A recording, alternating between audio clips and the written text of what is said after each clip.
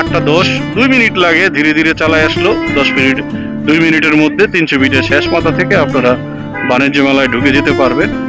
আজকে আবার মানে আপনাদেরকে বলা হয় না, আমি একটা প্যারায় পড়েছিলাম, আমার পকেটটা চেঞ্জ হয়ে গিয়েছিল, চেঞ্জ করে নষ্ট। ওই যে বাণিজ্য মেলার লাইট জ্বলছে, পুলিশ চেকিং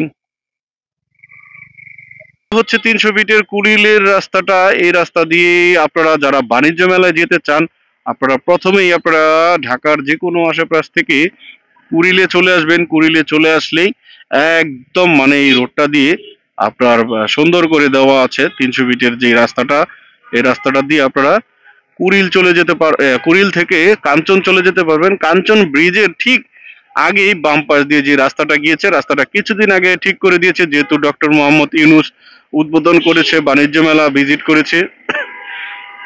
ওনার ভিজিটের কারণে হয়তো এই রাস্তাটা যেই অবস্থায় ছিল বেহাল দশা, রাস্তাটা ক্লিয়ার করে দিয়েছে। তাছাড়াও মানে এই রাস্তা যেহেতু একটা রাস্তা, এই রাস্তায় অনেক গাড়ি যাতায়াত করবে, অনেকে আসবে যাবে, সেই ক্ষেত্রে দেখা গেল একটু ভিড় হইতে পারে। তো সেই ভিড়কে এই করার জন্য আপনারা একটা কাজ করতে পারেন। আপনারা 300 ফিটে যখন নীলা মার্কেটটা ক্রস করবেন, নীলা মার্কেটের পরেই ন্যাংটার মাজার আছে। ন্যাংটার মাজারে আপনারা কি করবেন, সেখান দিয়ে একটা রাস্তা আছে জয় বাংলা চত্বর হয়ে,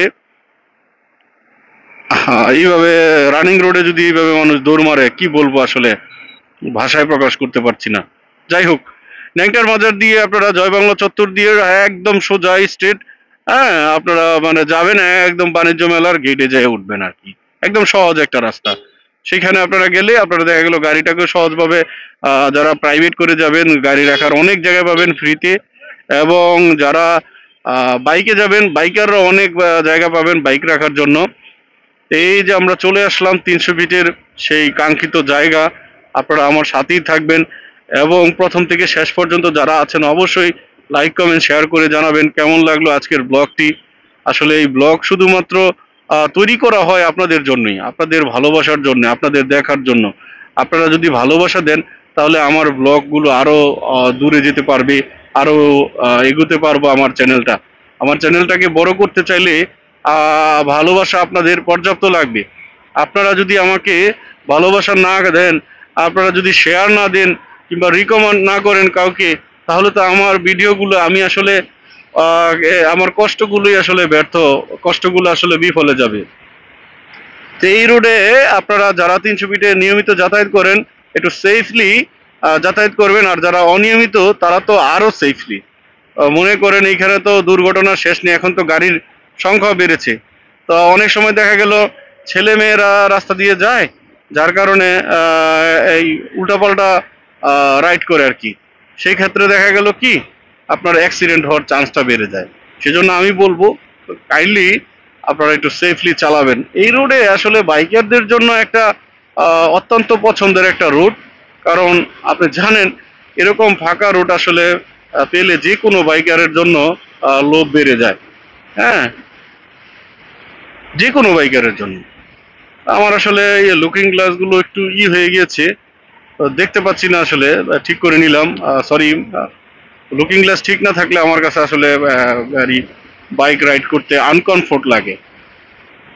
তো বন্ধুরা, আপনারা কেমন আছেন, কোথা থেকে দেখছেন আমাকে কমেন্টস করে জানাবেন। আপনারা যেহেতু আমার সাথেই আছেন, আপনারা আপনাদের মতামতগুলো শেয়ার করে দিবেন, এবং কোন বিষয় নিয়ে কাজ করলে আমি আরো আপনাদের ভালোবাসা পাবো আপনারা কমেন্টস করে জানাবেন। তো 300 ফিটের রাতের দৃশ্য আপনারা আগেও দেখেছেন, আবারও দেখাচ্ছি। 300 ফিট উপভোগ করি, লেটস এনজয়।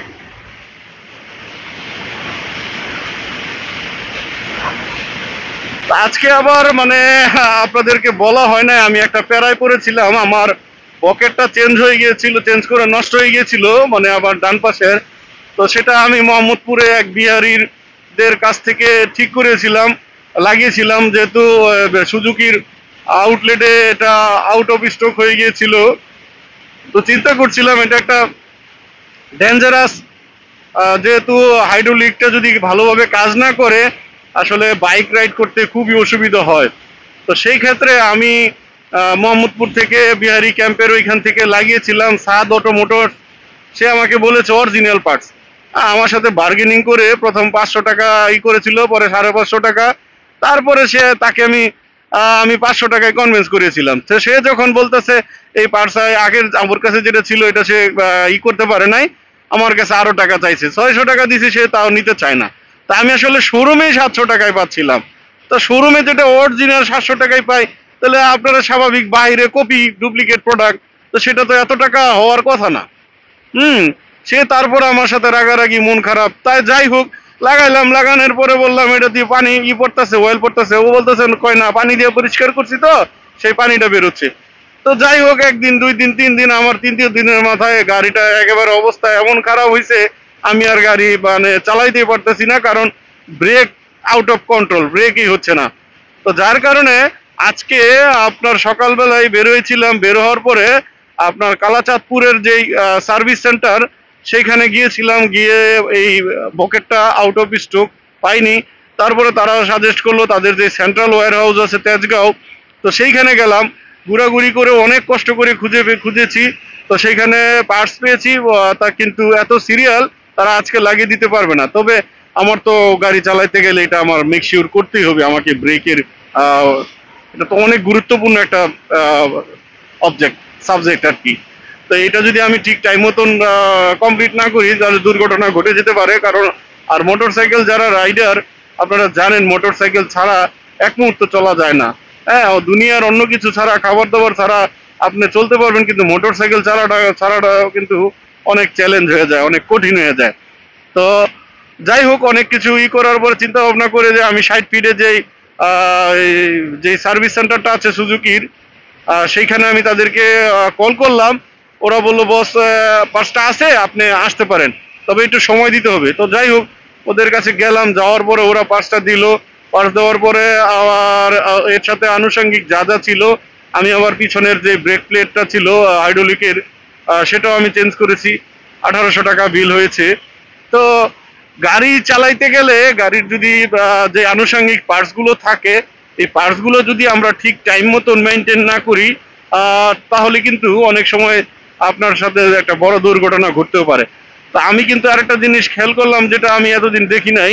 আমার এই যে ছেলেটা পার্টস লাগাচ্ছিল, সে বলতেছিল পায়ের ব্রেকের যে ইয়াটা আছে, ওইখানে যে একটা নাট ছিল, এই নাটটা নাই, যার কারণে পায়ের ব্রেকটা ঠিক মতন কাজ করছিল না। তো সে আমাকে এটা দেখাই দিল। তা আমি আসলে জানতামই না, আমাদের আসলে বাইকটাকে প্রতিনিয়ত চেক করা উচিত। আমরা চেক না করার ফলে অনেক সময় দুর্ঘটনার সম্মুখীন হই। কোনো কিছু চেক করি না, চেক করা পসিবল হয়ও না। তো যাই হোক, এরকম আপনারা যারা বাইকার, একটু সাবধানতার সাথে চেক করে বাইকটাকে বের করবেন। বাইকে যদি কোনো প্রকার প্রবলেম থাকে, একটা দুর্ঘটনার সম্মুখীন হলে আপনার পরিবার আপনাকে হারাবে। সেজন্য আমি বলবো বি কেয়ারফুল। তা আমরা এখন নীলা মার্কেট ক্রস করেছি। আমি যেটা নীলা মার্কেট ক্রস করে যে ন্যাংটার মাজার, আমি ওই রাস্তাটা দিয়ে যাওয়া দরকার ছিল, আপনাদেরকে দেখাইতে পারতাম। তো যাই হোক, আমি যেহেতু চলে এসেছি, তারপর আপনাদেরকে বাণিজ্য মেলার রুটটা আমি আপনাদেরকে দেখাই দিব। তা আমরা 300 ফিটের শেষ মাথায় চলে এসেছি। এই যে 300 ফিটের শেষ মাথা, আমি বাম দিকে যাব, আপনাদেরকে বাণিজ্য মেলার গেটটা দেখাবো, আপনাদের দেখানোর জন্য কষ্ট করব। এই যে দেখেন, একজন বাইক রাইড করতেছে আর বিড়ি সিগারেট খাইতেছে। পিছনে যে কারোর মধ্যে এসে লাগতে পারে, এটার যেই ওয়েস্টেজ, সেটা তার মাথায় নাই। হ্যাঁ, যাই হোক, মানে ঝগড়া করার ইচ্ছা নাই, নিজেদের এলাকায় তো একটা থাপ্পড় দিয়ে বুঝাই দিতাম আর কি, মানে সে কি করতেছে, দিলাম না আর কি। মানুষের সাথে ঝগড়া করতে ভালো লাগে না আর। তো এই হচ্ছে গিয়া কাঞ্চন ব্রিজ। 300 ফিটের রাস্তা শেষ করলাম, যেটা এই দিক দিয়ে আপনি যখন বাম দিকে যে রাস্তাটা, এই বাম দিকের রাস্তাটার দিকেই যাবেন। এই যে রাস্তার অবস্থা দেখতেই পাচ্ছেন। হ্যাঁ, এই রাস্তাটা আপনাদের দেখাই কিভাবে বাণিজ্য মেলায় ঢুকবেন। আপনার 8টা 8 বাজে, মেবি কিছু সেকেন্ড আগেই আমি 300 ফিট শেষ করেছি। 8টা 8-এ ক মিনিট লাগে বাণিজ্য মেলায় এই 300 ফিটের শেষ মাথা থেকে যাইতে, আপনাদেরকে সেটাই দেখাচ্ছি। ওই যে বাণিজ্য মেলার লাইট জ্বলছে, পুলিশ চেকিং,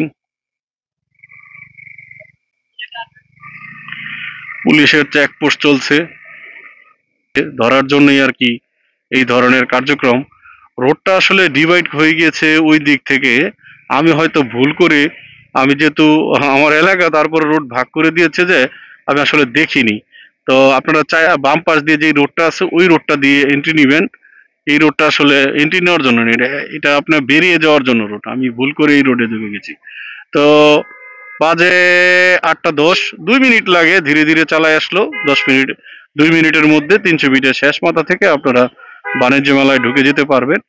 এই হলো বাণিজ্য মেলার অবস্থা। হ্যাঁ, একদম ধুলা বালুর অবস্থা, খার। হুম।